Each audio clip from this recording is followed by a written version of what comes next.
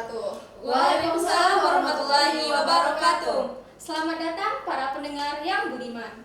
Di podcast kita yang berjudul Mengurai Makna Bully. Di era digital ini, di mana setiap tindakan dan perilaku kita akan terekam jelas dan meninggalkan jejak yang tak terhapuskan. Membahas tentang bully menjadi lebih penting dari sebelumnya. Bully bukan hanya sekedar konflik antar individu, tapi juga mencerminkan masalah yang lebih luas dalam masyarakat kita. Hari ini kita beruntung karena kedatangan 3 tamu istimewa dari jurusan pendidikan non formal. Hai, selamat datang ya. Mereka ini akan berbagi pengalaman, wawasan, dan harapan mereka tentang mengatasi bully. Bersama kita hari ini ada Selvi, Widya Nanda Putri, dan Widya Febriani. Mereka ini mahasiswa tak hanya berjuang untuk pendidikan yang lebih inklusif dan empatik, tapi juga memiliki cerita pribadi mereka sendiri terhadap bully. Mungkin bisa kita mulai nih dari Selvi sendiri. Selvi bisa ceritain nih tentang diri Selvi dan minat Selvi terhadap bully itu sendiri. Baik, terima kasih kepada host. Halo semuanya, sebelumnya perkenalkan nama saya Selvianti. Saya mahasiswa pendidikan non formal Universitas Negeri Padang. Baiklah, membahas topik kita pada hari ini yaitu tentang kasus bullying. Ini sangat menarik karena kasus bullying ini sedang marak-maraknya pada saat ini, karena bullying ini sangat menyayangkan sekali ya. Soalnya di Indonesia lama-lama bullying ini semakin lama semakin meningkat gitu. Mungkin dengan kita menaikkan kasus tentang isu bullying ini, bisa kita memberikan edukasi dan wawasan terhadap para pelaku atau korban bullying di Indonesia. Terima kasih ya Selvi atas perkenalan singkatnya dan minat kamu terhadap bully itu sendiri. Kita lanjut nih beralih kepada Widya Nanda Putri. Widya, bisa nggak sih bagian pengalaman pribadi Widya terhadap bully kepada kita semua? Oke, halo, perkenalkan saya Widya Nanda Putri dari Departemen Pendidikan Non Formal Universitas Negeri Padang. Wah, sangat menarik sekali ya pembahasan kita pada kali ini itu tentang kasus bullying yang sedang marak pada saat ini ya. Saya jadi ingat dengan pengalaman saya sendiri di waktu saya berada di sekolah menengah pertama. Saya pernah menjadi salah satu korban bullying. Karena itu menyebabkan saya menjadi seorang yang pendiam, sehingga di dalam diri saya itu memiliki ketakutan untuk berada di keramaian, berada di hadapan orang banyak. Saya menjadi takut karena ini. Tapi karena terjadi bullying ini, saya dapat banyak sekali motivasi dan pelajaran yang dapat saya ambil, bahwa kita sebagai korban bullying itu kita tuh tidak boleh hanya diam saja, tapi kita harus bisa membela diri dan berani untuk melaporkannya kepada pihak yang berwenang gitu. Wah, kisah sangat inspirasi ya Widya. Lanjut kita beralih nih kepada Widya Febriani. Menurut Widya, apa sih bully itu sendiri? Menurut saya bully itu perilaku yang tidak dapat diterima dan dapat memiliki dampak-dampak yang paling serius pada kesejahteraan mental dan emosi setiap individu. Penting untuk kita untuk meningkatkan kesadaran dan mengambil tindakan untuk mencegah serta mengatasi masalah bullying tersebut. Terima kasih ya atas penjelasan singkatnya baik dari Selvi, Widya Nanda Putri, dan Widya Febriani atas pembukaan yang jujur dan penuh wawasan ini. Cerita kalian pasti akan menambah kedalaman pada diskusi kita hari ini. Selanjutnya saya ingin mulai pertanyaan cukup berat nih. Keberatan tidak? Boleh dong. Di awal udah pertanyaan yang berat ya Sarah. Jadi ini saya ingin nanya nih, mengingat isu bully yang sedang ramai dibicarakan pada saat ini, pasti kan sama-sama tahu kan tentang isu bully yang sangat ramai terjadi pada saat ini di sosial media sendiri. Salah satunya saja seperti ada salah satu anak artis yang terkenal yang menjadi pelaku bully itu sendiri, dan ada kasus dari salah satu anak pengacara yang sebagai korban dari pelaku itu bully itu sendiri. Jadi saya ingin bicara nih, kenapa sih kasus bully itu semakin meningkat pada saat ini? Terus kenapa harus kita bahas bully itu pada topik kita hari ini? Mungkin bisa dimulai lagi dari Selvi itu sendiri. Baik, terima kasih kepada Sarah. Mungkin kenapa kasus bullying ini semakin lama semakin marak meningkat gitu.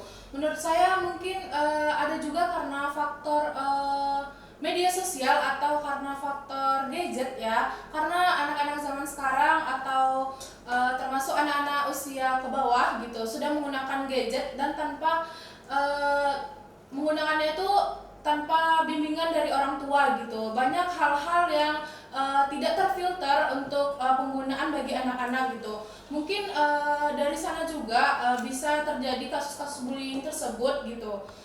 Mungkin itu sih dari saya, Sarah. Mungkin ya berarti dapat ditarik kesimpulan nih dari jawaban Salvi tadi bahwa kasus bully itu sendiri terjadi karena sesatunya dari sosial media itu sendiri ya. Iya. Karena udah diperkenalkan nih dari kecil tentang sosial media yang seharusnya tidak mereka tahu itu tentang sosial media itu Ya, sendiri. kebanyakan begitu ya, karena seperti yang sama-sama kita lihat, anak-anak sudah menggunakan gadget tanpa bimbingan orang tua.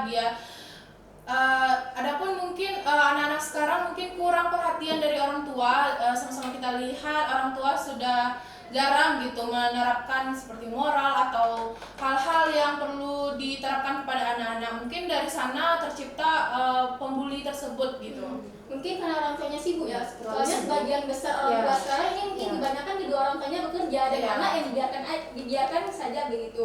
Soalnya kita beralih nih dari Selfie ke Widya Nanda Putri. Apa sih pandangan kamu terhadap itu? Oke, saya sangat setuju ya dengan pandangan Selvi tadi bahwa salah satu penyebab bullying ini karena perkembangan teknologi saat sekarang ini ya. Mungkin salah satu aspek yang menyebabkan terjadinya bullying ini mungkin dari kita dapat lihat dari aspek psikologis maupun sosialnya ya.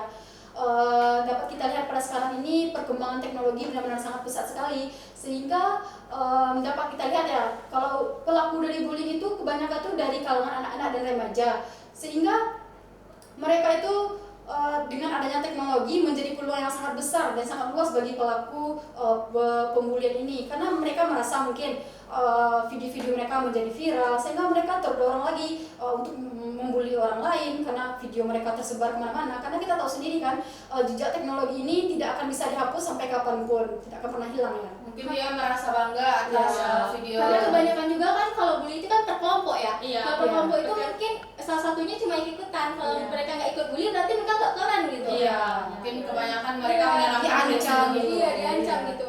Nah, Widya Nurdiani gimana? Kalau menurut saya, baru-baru ini kan saya membaca tentang kasus bullying ini. Kasus bullying ini yang terjadi di sekolah menengah pertama. Di mana siswa di sini tuh ada satu siswa yang disabilitas lah dibilang, yang matanya agak juling ya, juling gitu. Baru yang tukang bully ini orang yang berada, pokoknya tentang fisik lah yang dibully sama tentang perekonomian, status dia. Kalau di sekolah itu kalau tingkat ekonomi memang berpengaruh besar Iya, ya, iya. siswa. Ya. Baru kasus seperti ini menunjukkan betapa pentingnya edukasi tentang edukasi dan kebijakan yang kuat di lingkungan pendidikan sekolah. Ya, karena sebetulnya kan ya kalau kasus bully ini kalau di sekolah yang berpengaruh besar seharusnya kan guru BK ya. Iya. Seharusnya Pendidikan. sekolah juga memiliki pandangan penting nih terhadap bully itu di sekolah. Ya. Pandangan kalian ini sangat mendalam ya dan menunjukkan betapa kompleksnya masalah bully yang terjadi saat ini. Ini benar-benar menekankan pentingnya diskusi dan tindakan yang harus kita ambil sebagai masyarakat ya, dan kita juga sebagai calon pendidik pastinya harus diperhatikan juga nih tentang bully itu. Ya, Selanjutnya, benar kan? Sekarang mari kita sedikit lebih mendalam membahas dampak dari bully itu sendiri.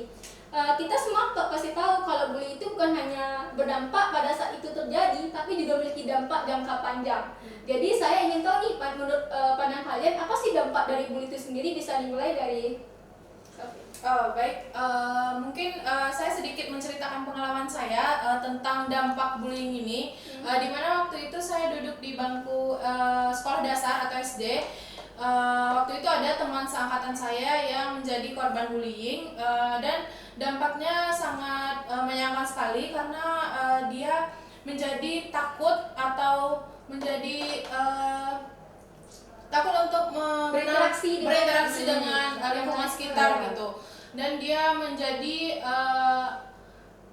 dampak terburuknya yaitu dia menjadi tidak mau ke sekolah lagi gitu. Ya, takut ke sekolah lagi gitu. Itu dampaknya berujung kepada dia berhenti sekolah gitu. Itu sangat sangat miris sekali gitu dampak dari bullying ini gitu kan.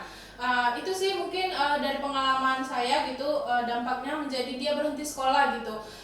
Karena pendidikan sangat penting ya, dimana kita lihat, jadi dia menjadi berhenti dan tidak melanjutkan sekolahnya gitu. Karena ya kebanyakan kalau bully itu sendiri mungkin bagi para korban para pelaku itu cuma bercanda, tapi Iya. korban nangkapnya itu bully gitu. Ya karena setiap orang beda-beda ya mental dan Padahal kan gue kan cuma bercanda, tapi kan menurut lo kan bukan menurut gue Iya. gitu. ya betul sekali. Mungkin itu sih dampak yang dari pengalaman pribadi saya ya. Wah, saya sangat dengan pendapat Selvi tadi ada banyak sekali dampak-dampak dari pembulian ini. Dampak itu pun bukan hanya dialami oleh korban saja, tapi juga dampak ini dapat dialami oleh pelaku maupun saksi di saat pembulian itu terjadi. Dampak bagi pelaku yang dapat kita lihat banyak kan video-video yang beredar tuh pelaku dari pembulian tuh kebanyakan tuh anak-anak dan remaja, sehingga sangat berpengaruh terhadap masa depan mereka nantinya. Bisa jadi karena perbuatan mereka di masa usia yang masih kecil, saat dewasa nanti mereka bisa menjadi seorang yang kriminal dan diasingkan dari masyarakat karena perbuatan mereka ini. Dan dampak bagi korban seperti yang sudah dijelaskan oleh Selvi tadi juga, banyak korban dari bullying ini menjadi depresi, bahkan ada juga yang bunuh diri karena saking memiliki rasa ketakutan dalam dirinya. Ya betul sekali. Ya, dan dampak bagi saksi mungkin dapat kita lihat ya saat terjadi pembulian itu banyak sekali orang yang hanya melihat saja tanpa membantu atau melaporkannya kepada orang yang berwenang, karena mereka juga merasa takutnya nanti mereka yang akan menjadi korban bullying nantinya. Iya. Ya mungkin itu. Karena kebanyakan ya kalau bully itu sendiri bukan hanya berdampak seperti penjelasan media tadi pada korban, tapi juga pada pelaku Iya. dan juga pada Saksi. ya saksi.